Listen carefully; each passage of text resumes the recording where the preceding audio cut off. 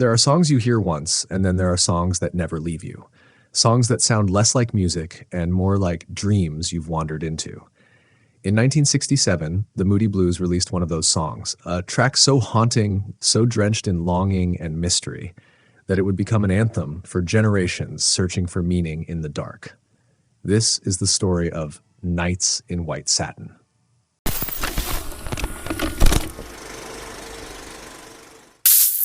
Picture the world in the late 1960s.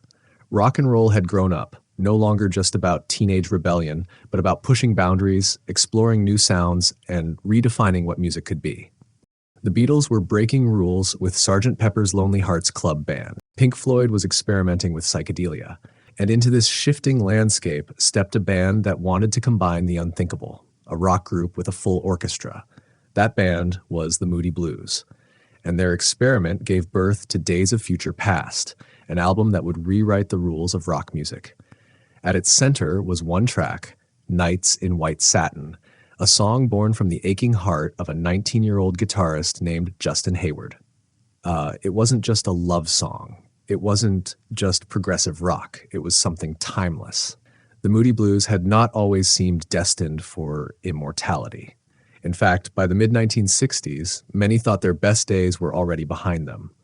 Formed in Birmingham, England, the band initially found success with their 1964 rendition of Go Now, a soulful ballad that climbed to number 1 in the UK charts. For a brief moment, they were darlings of the British rhythm and blues scene, but that success proved difficult to replicate. As the years passed, the band struggled to find their sound, their identity, and their place in a rapidly changing music industry. Members came and went, and by 1966, the group was at a crossroads. Without a hit, they risked fading into obscurity, just another forgotten British invasion band. It was at this critical juncture that Justin Hayward and bassist John Lodge joined the group. Hayward, barely out of his teens, brought with him a fresh voice and a gift for songwriting that leaned toward the poetic and introspective. Lodge added both musical talent and chemistry that revitalized the lineup. The band's style began to evolve, moving away from straight R&B toward a more experimental sound, one that embraced mood, atmosphere, and emotional depth. Their transformation was still in progress, but the seeds of greatness had been planted. The story of Nights in White Satin begins in 1967 when Justin Hayward joined the Moody Blues. At the time, the band was struggling. They'd had a hit earlier with Go Now, but momentum had faded. Their record label, Decca, was considering dropping them.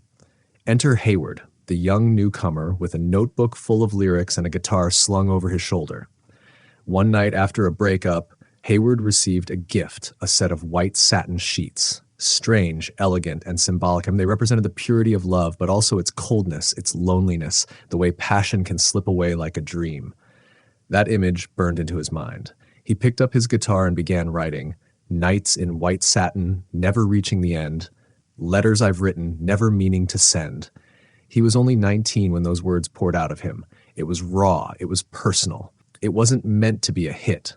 It was a private reflection of heartbreak, longing, and the universal ache of unspoken words.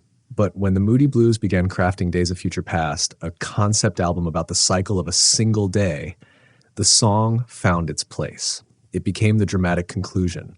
The midnight hour where all emotions converge and the weight of existence presses most heavily on the soul.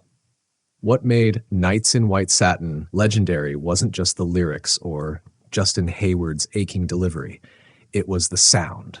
Decca Records wanted to experiment. They had just developed a new stereo system and they needed an album to show it off. Their idea was to combine a rock band with classical music. So the Moody Blues teamed up with the London Festival Orchestra, conducted by Peter Knight. What emerged was not just an album, but a musical journey, blending rock instrumentation with sweeping symphonic passages. And at the heart of it all was Nights in White Satin.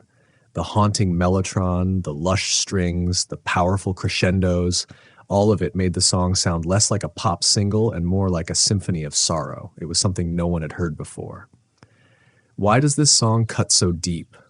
Part of it is Justin Hayward's poetic simplicity. The lyrics are not complicated, but they capture feelings we all know. Longing for someone you can't have, writing words you'll never send, watching love fade into memory. Nights in White Satin, never reaching the end. The white satin itself becomes a metaphor, purity, passion, and the cold emptiness of a bed without love. And then there's the repetition. Letters I've written, never meaning to send. How many of us have lived that moment, pouring our hearts onto paper or into a text message, only to delete it before it's ever seen? This wasn't a love song in the traditional sense. It wasn't about romance fulfilled. It was about yearning without closure, and that's why it resonated so powerfully. But the song's mystery goes deeper. At the end of Nights in White Satin, after the orchestra swells, a voice emerges. Not singing, but speaking. Breathe deep the gathering gloom. This was Late Lament, a poem written by the band's drummer, Graham Edge. Performed in a deep, solemn tone by keyboardist Mike Pinder, it describes the end of a day, and by extension, the end of life itself. It speaks of fleeting moments, of shadows growing longer, of voices calling out into the void. The poem transforms the song from a personal love ballad into something universal, something cosmic. It's not just about lost love anymore. It's about the human condition, the passage of time, and the inevitability of mortality. When Days of Future Past was released in 1967, it wasn't an instant smash. Critics weren't sure what to make of it. Was it rock? Was it classical? Was it too ambitious for its own good? In the UK, Nights in White Satin peaked modestly at number 19, but in the United States, the song slowly began to find its audience. In 1972, 5 years after its original release, the single was reissued. This time, it exploded. The song climbed to number 2 on the Billboard Hot 100, becoming an anthem for a new generation caught in the haze of post-60s disillusionment. The world had caught up to the Moody Blues vision. So why did Nights in White Satin endure when so many songs of the era faded away? Part of it is the emotion in Justin Hayward's voice, fragile yet powerful, as if he's living the heartbreak in real time. Part of it is the orchestral arrangement, which gave it a timeless quality, as if it could belong to any era. And part of it is the universality of its message, love unfulfilled, time slipping away, words left unsaid. It's a song you don't just listen to, you feel it. It seeps into your bones, and you carry it with you long after the final notes fade. The 1980s brought yet another unexpected resurgence for Nights in White Satin. In 1982, the song was re-released in the UK and climbed the charts once again, reaching number 9, 15 years after it was first recorded. This remarkable second revival introduced the track to a new generation of listeners who hadn't even been born when it was first released. The song's timeless quality, aided by radio play and its cinematic use in films and television, proved that it wasn't just a relic of the psychedelic era. It was evergreen. By then, the Moody Blues had become elder statesmen of rock, continuing to tour and release albums, but Nights in White Satin remained the jewel of their legacy, the song that connected across decades, across cultures, across lives. Over the decades, Nights in White Satin has become more than just a Moody Blues song. It's been covered by countless artists, from Giorgio Moroder to orchestras and choirs. It's appeared in movies, television shows, and even commercials. It has become a shorthand for haunting beauty and emotional depth. For Justin Hayward, it became both a blessing and a burden. He has admitted that while he's proud of the song, its shadow looms so large that it sometimes overshadows the rest of the band's work.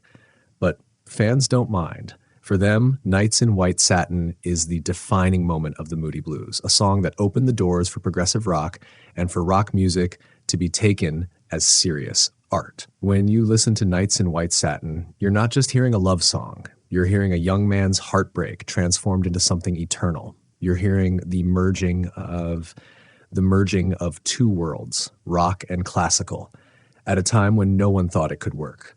You're hearing a poem about life itself, whispered like a secret at midnight. It's no wonder that more than 50 years later, the song still haunts us. Because it's not about an era. It's not about fashion or style or trends. It's about longing, time, and the human soul. And those things never fade. So the next time you hear those opening notes, let them wash over you. Let them take you back to your own unspoken letters, your own nights of longing, your own gathering gloom. Because in the end, Nights in White Satin isn't just Justin Hayward's story. It's all of ours.